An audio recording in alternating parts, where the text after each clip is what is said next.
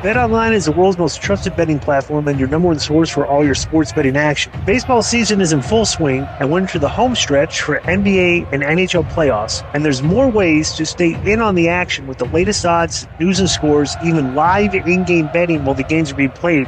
With the largest selection of odds on everything from the MLB, NHL, and UFC. And in between games, head over to the BetOnline Casino. All the top Vegas-style games, including poker and live casino action. So BetOnline, the game starts here. This is an interesting email here. I just read this while we're doing this. I listened to Disco's sound reasoning on how to provide more content so the joke can raise the Patreon price to $20. For those who didn't hear, Glenn said the best way is to provide content via the listener mailbag. I'm sure some of you listeners come up with weekly segment ideas and provide the content in the mailbag. Here's my attempt this week. Last week, Disco mentioned his street fight with AJ Styles in NWA TNA in April 16, 2003. Conrad Thompson has a question regarding the match here.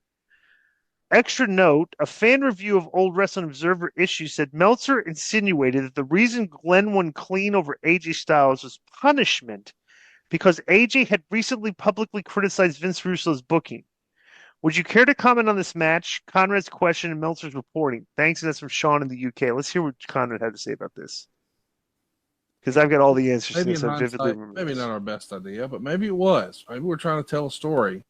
Glenn Gilberti is going to hit the stunner and beat AJ Styles clean. You yourself just a moment ago said, man, we're really trying to build AJ. Now we're going to have him lose to a former Disco Inferno. No disrespect to Disco. We all appreciate his mind for the business and certainly the way he pulled that character off, a character that so few maybe could have. But in the eyes of the fans, for lack of a better word, Disco is not perceived as being a quote-unquote top guy. And if you want AJ to get there, I don't know, if it was a little Vince McMahon to say, let's go have him lose, why not just have AJ do something spectacular to dispense of Mr. Gilberti? We had as this kind of story played out, we had and I don't know if it was a 4-week, 6-week, 3-week program, but nobody in that building thought Glenn would win. And by design, let's do the right screw job. And there's distractions and whatever it may be, but it was shocking in and of itself. Like I just said, nobody expected Glenn to win, and AJ is going to get his win back. Again, storytelling 101. That you have to put the protagonist in a compromising situation, but give the fans hope that they're going to see him redeem himself, and that was the simple story. All right. So I don't. If you very vividly. Okay, this was part of. I was getting over. Okay, AJ was over. All right, and AJ. So the gimmick was Sports Entertainment Extreme was starting to gain traction, and we were starting to become we were becoming A-list players, right? AJ was kind of like a placeholder, there and everything. But bro, not many weeks after that, AJ went on his world title run. So this was just like a minor, this loss was just a small setback. And bro, the finish was excellent. I don't know if anybody watched a finish, but I grabbed the chair. I think AJ grabbed the chair, went to hit me with it. I kicked the chair. He dropped the chair to the ground, so the chair was upright on his things. Yeah. And I just and gave him the stunner with his throat on the chair. Yeah, that was a great finish. I remember that. That was a great finish. He's not going to kick out of that. Yeah. It was like a lucky move by me that nobody thought I was going to win. What a win, and that was a very creative finish, and it worked. I understand because I kept going up. It didn't hurt AJ one bit, right? And stuff everything. So and then there was like a 3 to 4 week program there that I was doing with AJ to kind of get me over. AJ did not take a step back. He immediately went into the picture and was fighting Jeff a few weeks, not long after that, So so people the fact that Meltzer thought that was punishment for AJ, they're complete fabrication. That had nothing to do with it. We literally thought I'm going to have a street. AJ had already beat me once, right? So then we had this whole story. Let's have a street. Let's fight. Let's have a street fight. Nobody thought I was going to win that match. Yeah, he'd already beat me the week before in a regular match on a street fight, and the gimmick was. My character, I'm like a real guy, it's a Brooklyn tough guy. my gimmick was, okay, in street fights, I'm gonna win street fights, which would be good for my character. Remember how like Mick Foley always won his hardcore matches? Yeah. You know, like this. So that was gonna be my gimmick. If there's a street fight, that's gonna be a draw because I've always because I threw good punches.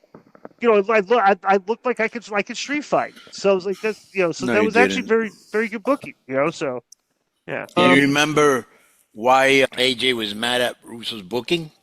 No, he was. If he was, it wasn't public like he was. It was part of the gimmick. Because remember, Sports Entertainment Street was I thought it was public. No, it was like, bro, AJ and Russo got along very well back then. Yeah. Okay, but bro, it's not about getting along. It's about not agreeing with what the booker. A lot of times I got along with the booker, but I did not agree with his vision. Yeah. Right. But Vince, that TNA back then, everybody was kind of on board with everything because the booking was good and they were giving everybody like freedom to do a lot. Like you were and it was an exciting time. Right, you were doing the gimmick where you were defending the concept of lucha with Jerry Lynn and stuff like it was, and you could shoot a lot on the promos. You know, they were letting us do, so it was good stuff. You know. Plus, there was a lot of different threads around the world title where like AJ was the up and coming kid. He had the belt. He's trying to get it back, right? Right, and Jeff was kind of like the unhinged owner guy, I'm not giving the belt to playing off all that. You know, so like, And Raven was going because it was his destiny to be champion. People were going to see that. And then you kind of came into the mix and threw a monkey. Bro, the storytelling was very good on that show because, like, literally, like, you know, me, Raven, Harry, and Russo would, like, book a lot on that 3.5-hour drive up to Nashville. Like, we'd come up with Perry Sanders. Perry. Yeah, and Sanders. Like, me, Sanders, Perry, and Raven would all drive up together. And we had a lot of good, like, you know, a lot of good ideas came out of that car. You know, and like we did, and Jeff was usually on point with like a lot of our good ideas. Jeff was always on board with. You know what I'm saying? Like, because it was always like we're trying to bury it. We're just like, this is like, because our whole thing was back then we were booking like, if this situation is presented to a character, how would this character respond?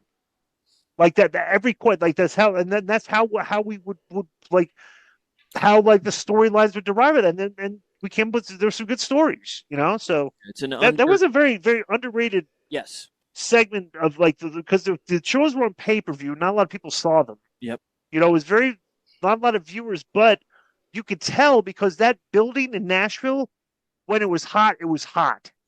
Like it was there was a line outside the building before the shows. The crowd was like, you know, you could tell when it was good, you know. So based on live attendance. So when you look back, do you know offhand when the switch was kind of made from Jerry Jarrett to Russo, where Russo got more power, even got the top, you know? No, Jerry Jarrett never had any power there.